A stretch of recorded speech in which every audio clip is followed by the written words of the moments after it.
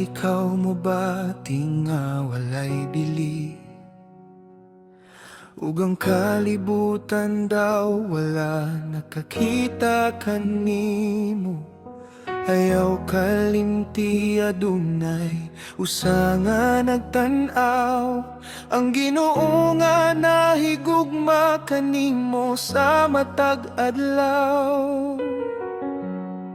Sa wala pa ikaw, matawo dinhi sa kalibutan.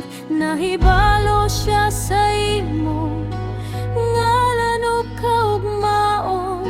Ang imong mga luha, imong mga pag-antos, anaasay ang mga kamot, wala niya kalimti.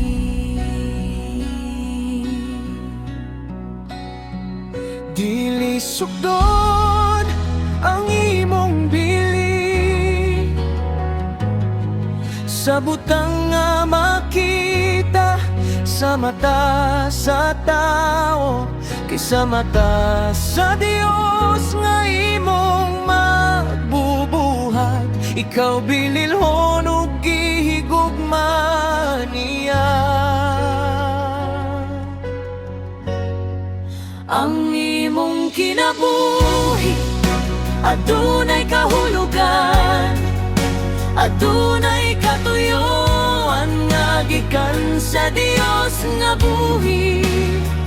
Bisan gamay ang imong mahimo karon, importante kahayo kini sa iyang mga mata. Ikaw gipili, ikaw gitawag, aron mahimong kahayag dinhi sa kalibutan. Ayaw kahadlok, ayaw pag-undang, kayang imong kinabuhi bililhon sa Ginoo.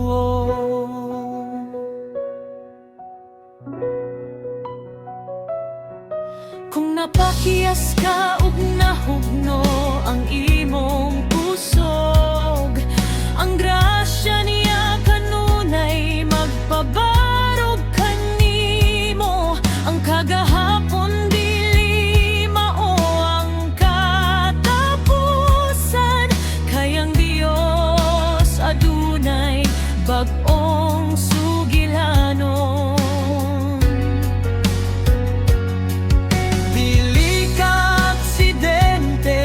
Sa plano sa langit, ang matagla kang nakita sa iyang mata. Ang imong mga gasa, imong mga damgo, mahimong himan sa iyang himaya. Ginoo, pahinumdumi ako, nga ako imong gimahal pag-ayo. Bisan unsa pa akong kahimtang, ako adunay dili diha kanimo.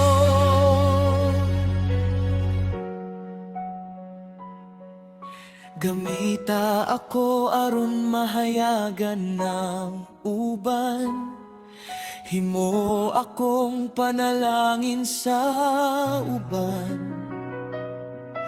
Ang akong kinabuhi akong itugyan, para sa imong himaya hangtod sa kahangturan. Ang akong kinabuhi adunay kahulugan, kini sa imong mga kamot, Ginoo. Sa matag ginhawa, sa matag adlaw, magkinabuhi ako alang kanimo. Ikaw ang akong kusog, ikaw ang akong paglaom.